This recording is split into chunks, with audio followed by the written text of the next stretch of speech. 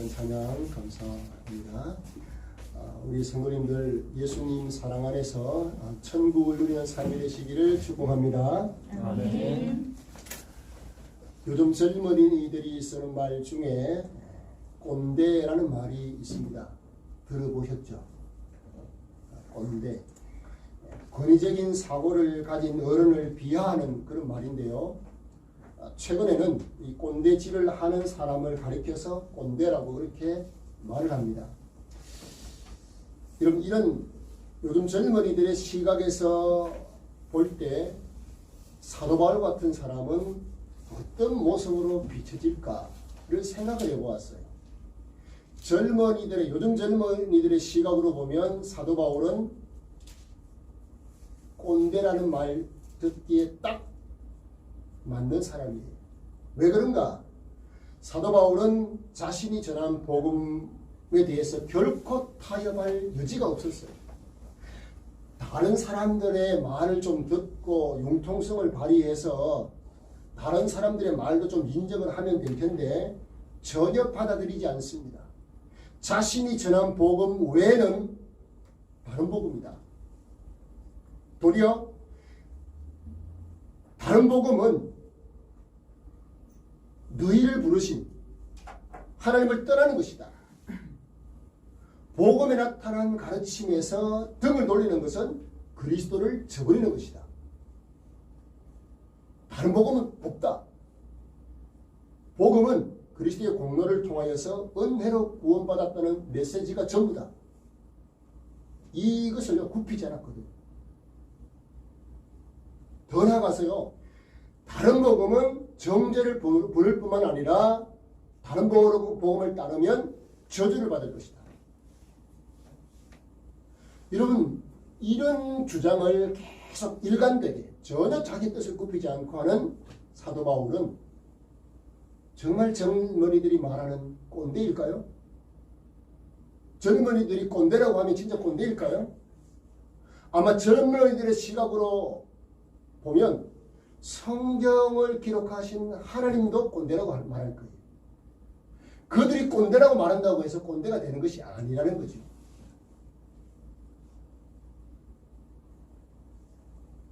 물론 당시 갈라디아 교인들도 사도 바울이 전한 이 복음에 대해서, 사도 바울에 대해서도 강한 어조의 의문이 생겼을 거예요. 아마 그 의문은요, 현대인들이 가지고 있는 의문과도 맞닿아 있을 겁니다. 현대인들도 성경에 대한 의문, 그것은 아니 성경은 사람이 쓴 것 아닌가? 사람들이 저자인 성경을 어떻게 하나님의 말씀이라고 하는가? 구약은 모세나 다니엘 같은 선지자들이 기록을 한 것이고, 신약은 요한이나 베드로나 사도 바울 같은 그런 사도들이 기록한 것인데, 물론 그들이 위대한 사람들인 것은 맞지만 사람인데 그들이 기록한 것을 어떻게 성경을 하나님의 말씀이라고 말할 수 있는가? 어떻게 그 하나님의 말씀으로 받아들일 수가 있는가? 이런 의문들을 갈라디아 교인들도 현대의 사람들도 가지고 있다는 거죠. 혹시 우리 성도들 중에도 이 질문에 대한 답을 찾지 못한 사람들도 있을 수 있겠다는 생각을 갖습니다. 도대체 성경의 저자들의 자격은 무엇이고, 누가 그에게 그 자격을 주었고, 누가 그들을 세웠는가? 이런 여러분 질문을 할 수 있겠죠. 당시 갈라디아 교인들이 너무 강한 어조로 말하고 있는 사도 바울을 향해서 이런 의문을 가졌다. 이거는 가히 짐작할 수 있는 부분인 거예요. 도대체 사도 바울이 어떤 자이길래 자신이 전한 복음만 진짜고 다른 사람이 전하는 복음은 다 다른 복음이라 그러는가? 왜 가짜라고 하는가? 충분히 이런 의문을 가질 수 있었을 겁니다. 이런 의문에 대해서 바울이 대답하는 것이 오늘 본문이에요. 흔히 이것을 우리는 자신이 예수님을 어떻게 만났는지에 대한 간증이라고 말하는데, 이 간증은 다른 사람들에게 예수님을 전하기 위한 그런 때의 간증을 하기도 하지만, 지금 사도 바울은 자신이 어떻게 복음을 받게 되었는가, 그 사실을 전하고 있습니다. 갈라디아 교인들에게 처음으로 복음이 전해졌습니다. 누굴 통해서요? 사도 바울을 통해서. 그들의 가슴에 이 복음의 감동, 감격이 생겼어요. 예수님을 믿게 되었어요. 그래서 예수님을 그들의 구원자로 맞이할 수 있도록 바울이 안내자의 역할을 잘한 것이죠. 그래서 그들에게 그들을 통해서 교회를 세우고, 사도 바울은 이방인을 위한 사도였기 때문에 그곳에 머물 수만 없었어요. 그래서 교회를 세워놓고 다른 지역으로 옮겨서 또 복음을 전하고, 또 그 지역에서 교회를 세우고, 그렇게 복음 사역을 했던 것이죠. 그런데 문제는 사도 바울이 이 갈라디아 지역의 교회들을 세워놓고 떠난 다음에 율법사들이 그 교회에 와서 바른 것을 말하기 시작한 거예요. 근데 갈라디아 교인들이 볼 때는요, 사도 바울도 하나님 위해서 말하고 또 율법사들도 하나님의 말씀을 전하니까 별 차이를 느끼지를 못했던 거예요. 사도 바울과 같은 능력자들인 줄 알았던 거죠. 근데 복음이 달랐어요. 사도 바울이 전하는 것 복음과 달랐어요. 그들은 사도 바울이 전한 복음, 예수 그리스도의 복음 외에 율법을 더한 겁니다. 율법을 지켜야 된다. 할례를 받아야 된다. 유월절을 지켜야 되고, 안식일을 지켜야 되고, 그렇게 가르치니까 이 가르침 때문에 흔들리고 있는 갈라디아 교인들의 소식을 훗날 사도 바울이 듣게 됩니다. 그러니까 자신이 전한 복음 외에 다른 복음은 없다, 강력하게 전하는 그 이유를 오늘 설명하고 있는 것입니다. 자신이 전한 복음 외에 다른 것이 추가된다? 그건 복음이 아니라는 겁니다. 자신이 전한 복음만 믿어야 된다는 거예요. 왜 그래야 되는가? 갈라디아 교인들이 사도 바울에게 물었을 거 아니겠습니까? 왜 당신 말만 믿어야 되느냐? 그에 대한 대답이 오늘 본문이라면 여러분 우리가 알아야 될 것이 뭔가? 사도 바울은요, 성경 66권을 기록한 저자들 중에 한 사람 아닙니까? 우리는 하나님의 글을 어떻게 세우셨는지를 확실히 알아야 하나님의 말씀 역시 받아들이기가 쉽습니다. 여러분 신약성경에 사도 바울이 기록한 성경이 얼마나 많습니까? 서신서의 대부분이 사도 바울이 기록한 건데. 그러니까 하나님의 말씀 위에 굳게 서서 신앙생활을 하기 위해서는 하나님이 사도 바울을 어떻게 세우셨는가, 어떻게 그에게 성경을 기록할 수 있는 그런 권한을 부여하셨는가, 그 사실을 우리가 잘 알아야 한다는 겁니다. 갈라디아 교인들도 아니 그가 전한 복음을 우리가 받아들여야 될 이유가 무엇인지를 정확하게 알아야 되지 않겠어요? 그래서 사도 바울이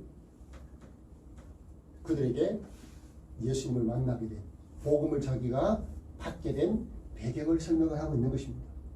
이것은요, 오늘날 우리에게도 사도 바울이 자기 자신이 전한 이 복음을 받게 된 배경들을 아는 것이 중요한 거예요. 왜? 그래야 우리도 갈라디아 교인들처럼 그가 전한 복음이 하나님의 말씀이다, 이걸 받아들일 수가 있기 때문에 그렇습니다. 자, 오늘 11절 12절 말씀을 한번 보시기 바랍니다. 자, 한번 같이 읽습니다. 시작. 형제들아, 내가 너희에게 알게 하노니 내가 전한 복음은 사람의 뜻을 따라가는 것이 아니니라. 이는 내가 사람에게서 받은 것도 아니요 배운 것도 아니요 오직 예수 그리스도의 계시로 말미암은 것이라. 아멘. 자, 이리 보세요. 오직 예수 그리스도의 계시로 말미암았다. 여러분 이건요 엄청난 말이에요. 그래서 순수한 복음이다. 자신이 예수님에게서 계시로 예수님이 열어 보여주신 그 계시의 말씀이기 때문에 자기가 전한 것만 복음이다. 자, 그 얘기거든요. 율법사들은 어떻습니까? 그들은 그 복음에다가 율법, 다른 율법을 더해야 된다. 그래야 구원을 받을 수 있다.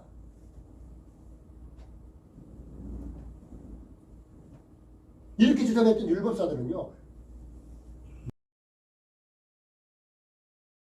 말할 수 없는 자로 복을 받지 못한 자들이었다는 거예요. 바울은 간접적으로 사람에게서 받은 것도 아니고 예수님이 직접 사도 바울에게 복음을 전해주신 것을 자기가 받았다. 그 말 아닙니까? 어떤 사람의 생각이나 어떤 정서나 이런 감정이 들어온 복음이 아니라는 거예요. 자, 16절, 17절도 한번 보십시오. 자, 제가 읽어드립니다. 그의 아들을 이방에 전하기 위하여 그를 내 속에 나타내시기를 기뻐하셨을 때에 내가 곧 혈육과 의논하지 아니하고 또 나보다 먼저 사도된 자들을 만나려고 예루살렘으로 가지 아니하고 아라비아로 갔다가 다시 다메섹으로 돌아갔노라. 무슨 말씀입니까? 바울이요, 예수 그리스도를 믿은 후에 간 곳이 사람을 만나러 간 것이 아니라는 거예요. 어디로 갔다고 말해요? 아라비아로 갔다. 그렇게 말해요. 여러분, 아라비아로 갔다. 사도들을 찾아가서 먼저 사도된 그들을 만나고 나도 예수님에게 이런 복을 받았다. 그거 전가하지 않았어요. 예수님의 음성을 직접 부활하신 예수님의 음성을 직접 들은 그 이후에 그는 가장 먼저 한 것이 아라비아로 갔다는 거예요. 여러분, 아라비아는 사막이라고 볼 수 있습니다. 사람이 없는 곳이죠. 그래서 자기가 예수님에게 받은 그 복음에 대해서 더 깊이 더 예수님으로부터 받는 그런 시간들을 가졌다는 거예요. 여러분, 사도 바울은요, 당대의 구약의 율법을 정통한 학자 중에 학자 아니었습니까? 그 구약 성경이 예수님을 딱 만나고 나니까요, 구약 성경에 예언되었던 예수님의 나심과 예수님의 십자가 죽으심과 부활에 대한 그 모든 말씀들이 예수님이 전한 복음과 딱 연결되는 것을 보고 얼마나 놀랐겠습니까? 이야, 바로 이분이구나.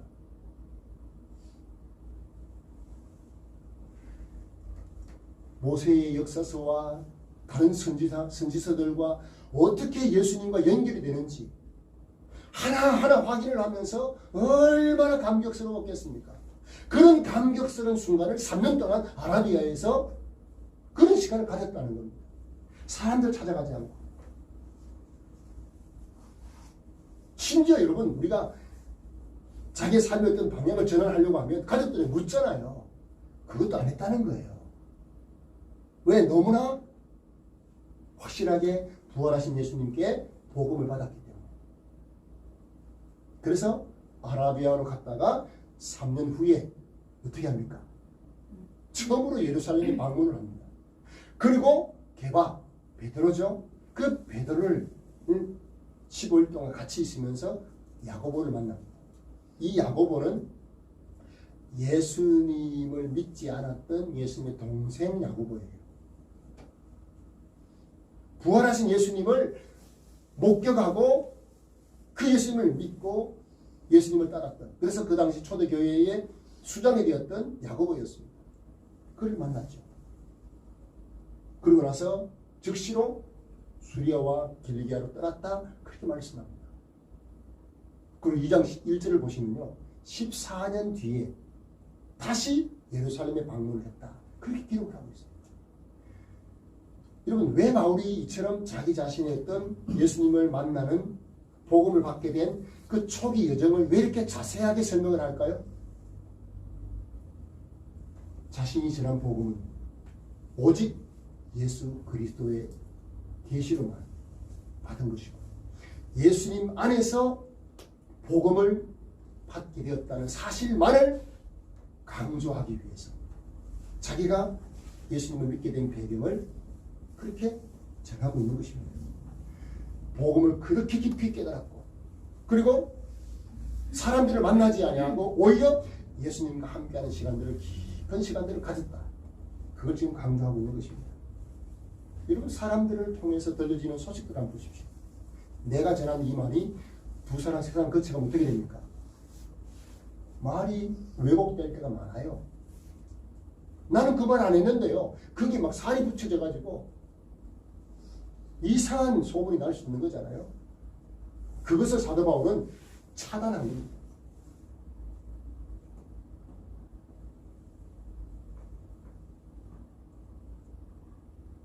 여러분 구약의 선지자들이나 이 신약의 사도들이 성경을 기록했을 때 그것을 하나님의 말씀을 할 수 있는 유일한 비결이 뭡니까? 근거가 뭡니까? 하나님으로부터 받은 것이다. 하나님으로부터 들은 것이기 때문이었습니다. 그래서 모든 성경은 하나님의 감동으로 된 것이지 인간의 사사로운 지식으로 된 것이 아니다. 그래서 그들이 전한 모든 성경이 하나님의 말씀을 받아들이고 있는 것입니다. 아멘. 여러분 법정에서 가장 인정받을 수 있는 정인은 목격 정인 아닙니까? 그 사건을 목격한 자의 정언이 가장 효력이 있잖아요. 논문을 쓰더라도 어떤 학자에 대한 논문을 쓴다고 하면 그 학자가 저술한 책 그걸 근거로 해서 논문을 쓰는 것이 가장 믿을 만한 그 논문이 되는 거 아닙니까? 지금 바울이 내가 받은 복음의 원저자이신 예수님에게 받았다.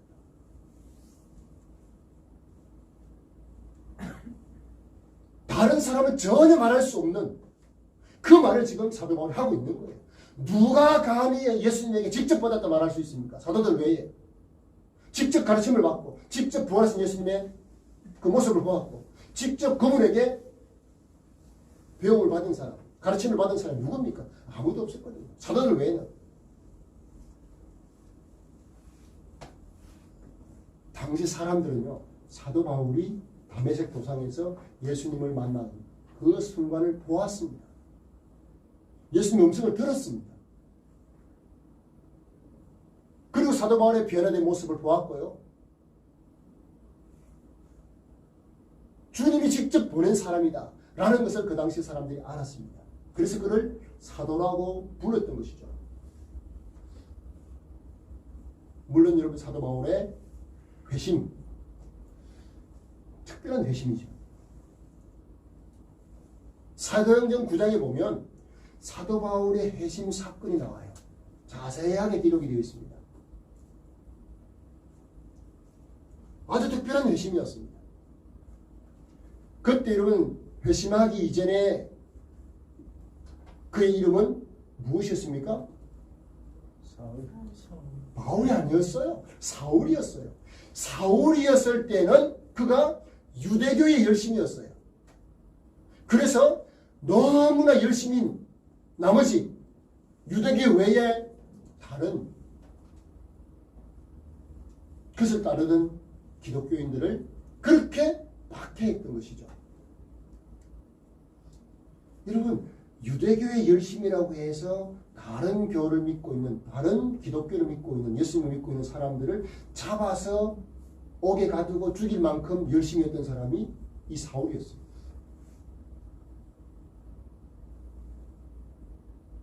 오늘날로 말하면요.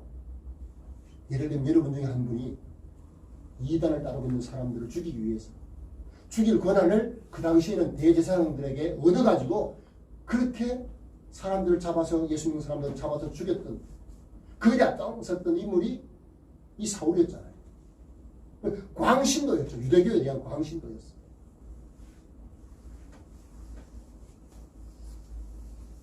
보통은요 쉽게 반대는 할 수 있지만 그 자기 교를 따르지 않고 다른 교를 따른다고 해서 막 사람을 죽일 정도니까 얼마나 여러분 유대교에 열심히였습니까? 그러니까요 그 당시 사람들은요 사도 바울 하면 벌벌 떨었어요. 예수 믿는 사람들은 잡힐까 봐. 그런데 그가 다메섹에 예수 믿는 사람들을 잡으러 가다가 어떻게 됩니까? 부활하신 예수님을 만나지 않습니까? 그리고 그 만남 이후에 180도 사람이 달라졌어요. 예수님을 박해하던 자가 예수님을 전하는 사람이 되었어요. 그분의 복음을 전하는 사람이 되었어요. 극과 극으로 변한 거죠. 철저하게 어릴 때부터 율법을 배웠던, 그것도 당시에 가장 뛰어난 가말리엘이라고 하는 스승 밑에서 배웠던 그런 인물. 율법에 대해서는 석학 중에 석학이었어요. 그런 그가 어떻게 그 유대교를 버리고 예수님을 믿게 되는가? 그것은 부활하신 예수님을 만났기 때문이었어요. 저는 여러분, 우리 성도들이 사도 바울처럼 특별한 이런 예수님을 만나는 그런 방식은 아니었다 할지라도 지금 예수님을 믿고 있다면 여러분 예수님을 만난 것이죠. 우리 청년들, 청소년들 예수님을 인격적으로 만날 수 있기를 바랍니다. 할렐루야. 오늘 여러분 사도 바울이 뭐라 그러는가 하면 15절을 보시면요, 내가 유대교에 그렇게 막 사람들을 박해하던 그때였지만 15절 보세요. 그러나 내 어머니의 태로부터 나를 택정하시고 그의 은혜로 나를 부르신 이가, 그렇게 말해요. 여러분, 지금은 예수님을 거부하고 예수님을 박해하는 수준은 아니더라도 예수님을 거부하고 있지만 내 어머니의 태중에서부터 나를 부르신 이가 나를 부르실 때 그분의 손에 붙들리게 되는 거예요. 사도 바울처럼 변화가 될 수 있는 겁니다.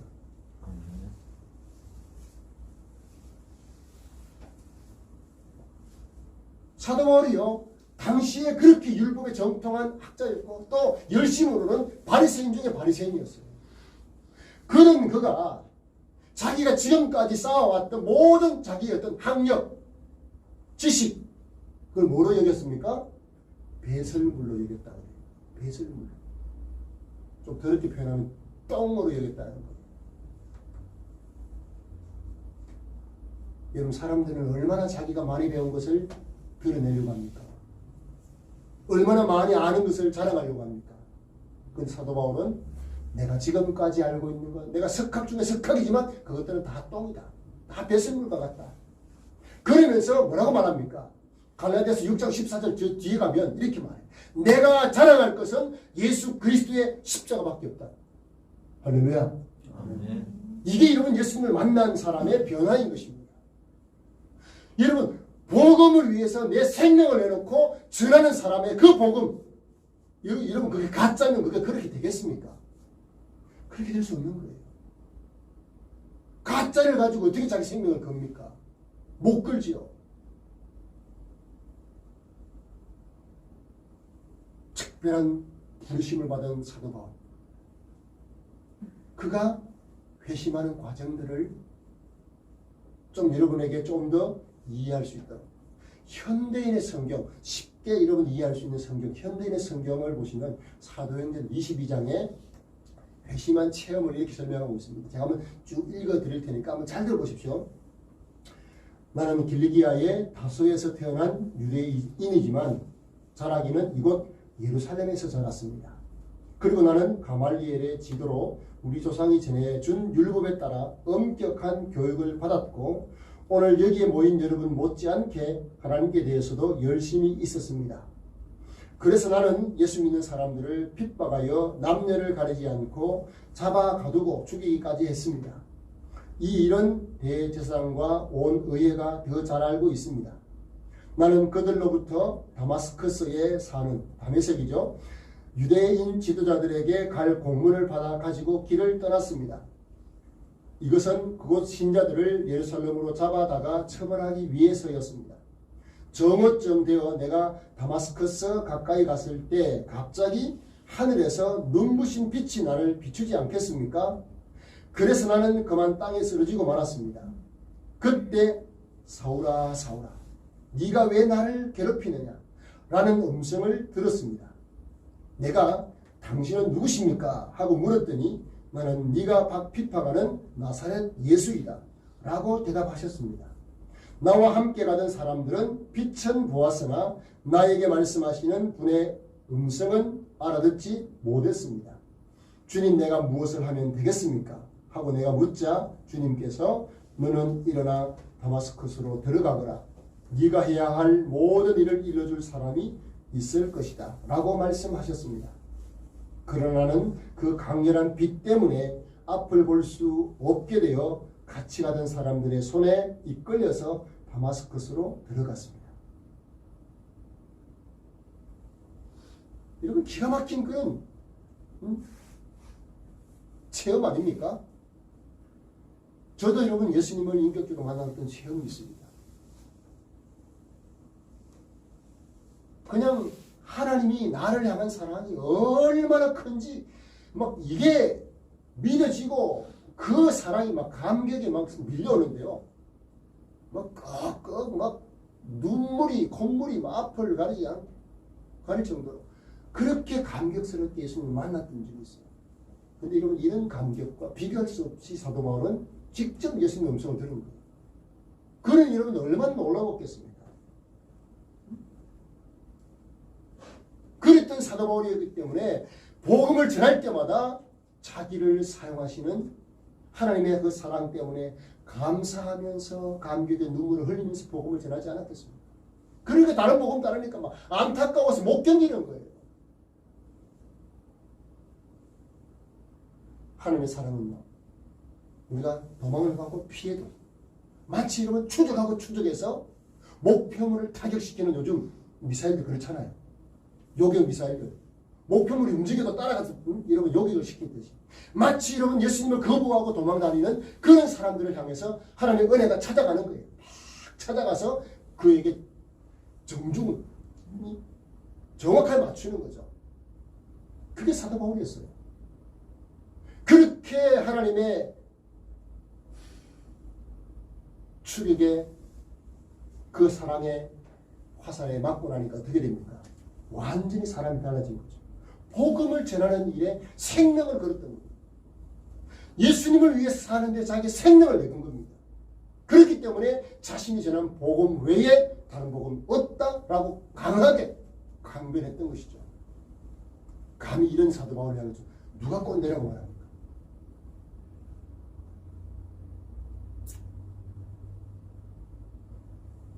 자, 18절 19절 한번 보십시오.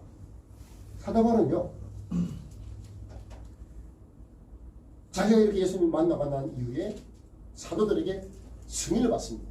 자, 18, 19절 제가 읽습니다. 그 후 3년 만에 내가 게바를 방문하려고 예루살렘으로 올라가서 그와 함께 15일을 머무는 동안 주의 형제 야고보 외에 다른 사도들을 보지 못하였다.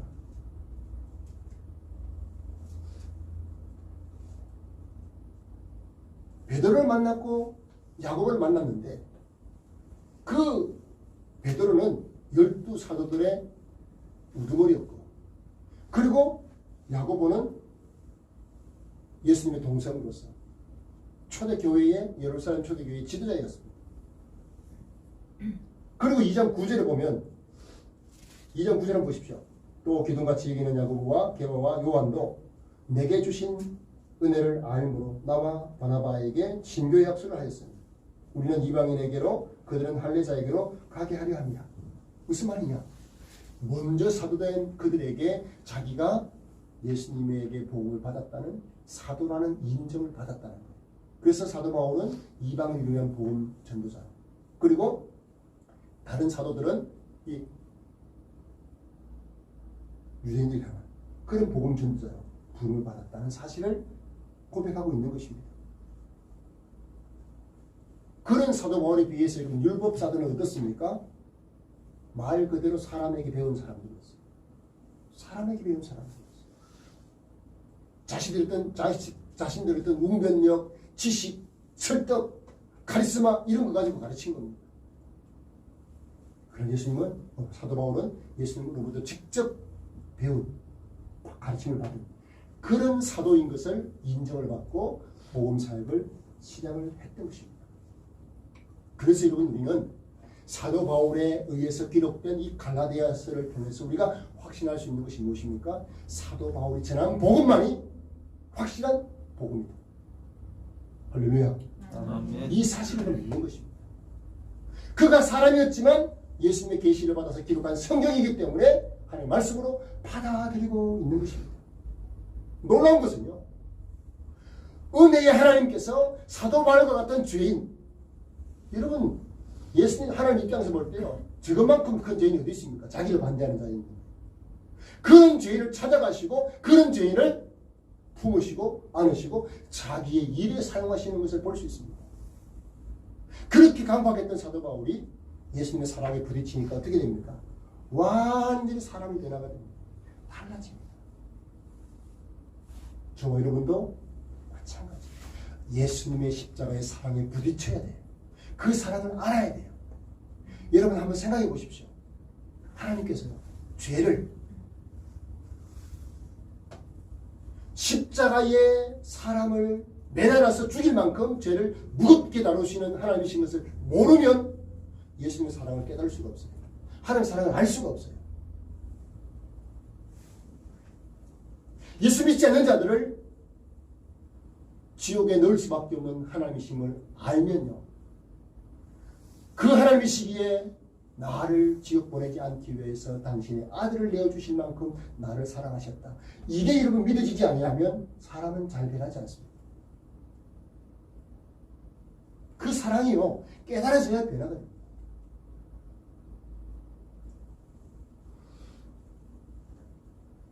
그래서 사도 바울이요, 오늘 10절 말씀이 뭐라 그럽니까? 삶의 자세가 달라졌습니다. 내가 사람을 좋게 하냐 하나님을 좋게 하냐. 자, 이제 보세요. 이제 내가 사람들에게 좋게 하냐 하나님께 좋게 하냐. 사람들에게 기쁨을 구하냐. 내가 지금까지 사람들의 기쁨을 구하였다면 그리스도의 종이 아니다. 그렇게 말합니다. 무슨 말입니까? 사람들이 나를 뭐라고 할지 하더라도 나는 하나님을 기쁘시게 하는 삶을 산다. 여러분, 이게 예수님을 믿는 하나님의 자녀들이 가져야 될 삶의 자세입니다. 저도 그렇고 여러분의 삶의 자세가 바로 이런 자세여야 합니다. 지난 여러분 주에 우리가 안타까운 소식들이 참 많은 중에 저는 제게 참 와닿았던 것이 뭔가 하면, 제가 군대 생활을 수원 비행장에서 군대 생활을 했거든요. 그래서 그 당시에 주력 기종이 F5, EF 이런 것들이었어요. 근데 지금 이게 저도 제대한 지가 몇십 년 되었으니까 지금은 굉장히 오래된 기종이에요. 30년 넘은 기종이에요.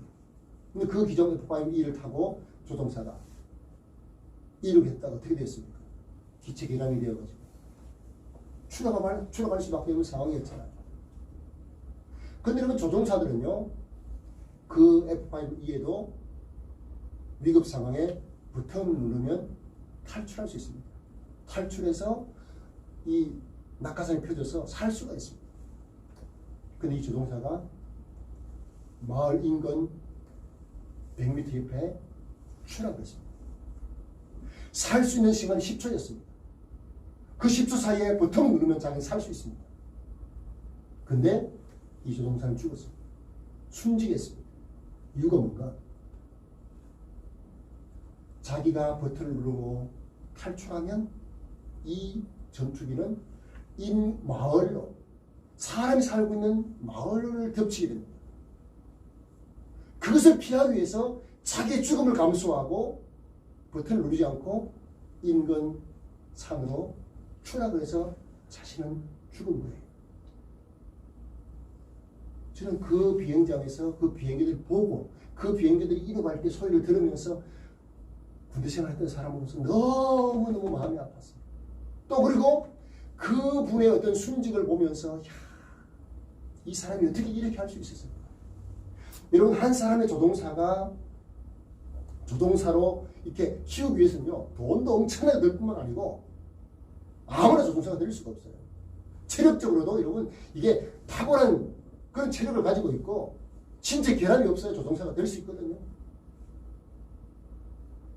이분이 이런 말 했더라고요. 나는 일평생 전투기 조종사로 살고 싶다. 이런 말을 했던 인물이었어요. 그래, 안타깝죠. 그런데 이분이 죽음 한번 생각해 보십시오. 다른 사람에게 피해를 주지 않고 자기 자신의 그 죽음을 그렇게 죽을 수밖에 없었던 그 이유가 뭡니까? 자신보다 다른 사람의 죽음을 더 안타깝게 생각합니다. 여러분, 이 조종사의 순직과 예수님의 십자가의 죽음을 한번 비교해 보세요. 감히 비교가 됩니까? 그런 사랑, 예수님의 사랑을 받은 사도 바울이 있기 때문에 나는 사람에게 기뻐, 사람에게 기쁨을 구하지 않는다. 하나님을 기쁘시게 하는 삶을 살아간다. 그렇게 외치면서 나는 그리스도의 복음을 전하기 위한 사도로 부름받았기 때문에 일을 멈추지 않는다. 그렇게 여러분 강변하고 있는 것을 여러분 볼 수 있습니다. 사랑하는 성도 여러분, 2022년 새해가 시작되고 오늘 셋째 주가 되면 벌써 우리가 오늘 16일입니다. 16일 동안 살아가면서 또 새해를 맞아 살아가면서 마음속에 결심했던 것들 흔들리기 쉬운 것이 저와 여러분 아닙니까? 그러나 사도 바울이 흔들림 없이 자기의 인생, 예수님 만난 이후에 예수 그리스도의 복음을 위해서 헌신했던 그런 삶을 살아내는 사도 바울처럼 저와 여러분의 삶을 통해서 복음이 증거되는 그런 삶을 살아낼 수 있기를 주님의 이름으로 축복합니다. 뿐만 아니라 그 복음을 전하는 삶을 사셔야 됩니다. 가끔씩 여러분 비행기를 타면 가장 먼저 여러분 거기에 성도들이 뭐합니까? 딱 이륙하고 나면 이게 뭐라 그러죠 이걸? 방독면입니까? 아니 뭡니까? 그거 쓰는 것을 막 시범 보이잖아요. 그러면요 그거 쳐다보고 있는 사람 잘 없어요. 비행기 처음 타는 사람은 신기해서 보겠죠. 대부분요 막 안 듣습니다. 저도 처음에는 듣다가 나중에 뭐 몇 번 타고 나니까 안 듣게 되더라고요. 그러나 그 성분들은 어떻게 합니까? 자기가 해야 될 일 꿋꿋이 합니다. 그것처럼 우리가 복음을 전하는 일도 듣든지 아니 듣든지 사명을 가지고 복음을 전하는 삶. 그 삶은 우리가 복음을 입으로 말하는 것뿐만 아니고 삶으로 변화된 삶으로 그렇게 나타나는 그런 2년 삶을 살았던 것처럼 오늘 보면 마지막 24절을 보면 그로 말미암아 하나님께 영광 돌리는 그런 역사가 일어나는 그런 저와 여러분 삶이 되기를 주님의 이름으로 축복합니다. 아멘. 자, 우리 찬양 드리십시다. 288장